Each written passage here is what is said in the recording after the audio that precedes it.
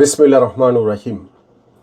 আমার প্রিয় পল্লবী এবং রূপনগর থানার সকল এলাকাবাসী, আসসালামু আলাইকুম ওয়া রাহমাতুল্লাহি ওয়া বারাকাতুহু।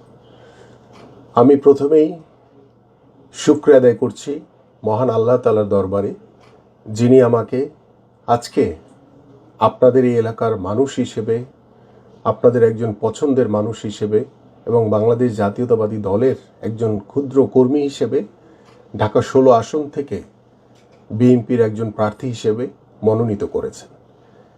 আমি স্মরণ করছি মহান স্বাধীনতার ঘোষক শহীদ রাষ্ট্রপতি জিয়াউর রহমানকে।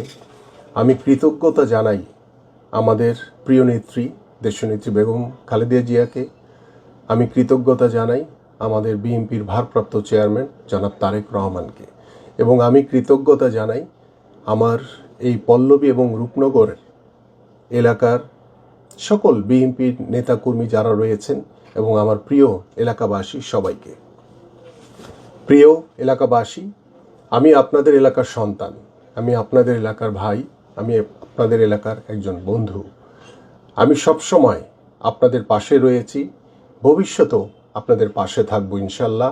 এবং আপনাদের সকলকে ঐক্যবদ্ধ করে সামনে নতুন একটি সমাজ গড়ার লক্ষ্য নিয়ে, নতুন একটি বাংলাদেশ গড়ার লক্ষ্য নিয়ে এগিয়ে যাব ইনশাল্লাহ।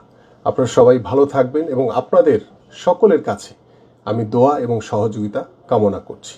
বাংলাদেশ জিন্দাবাদ, বাংলাদেশ জাতীয়তাবাদী দল বিএনপি জিন্দাবাদ, দেশনেত্রী বেগম খালেদা জিয়া জিন্দাবাদ, বিএনপির ভারপ্রাপ্ত চেয়ারম্যান জনাব তারেক রহমান জিন্দাবাদ, শহীদ রাষ্ট্রপতি জিয়াউর রহমান অমর হোক এবং আমার প্রিয় এলাকাবাসী সবাইকে জিন্দাবাদ।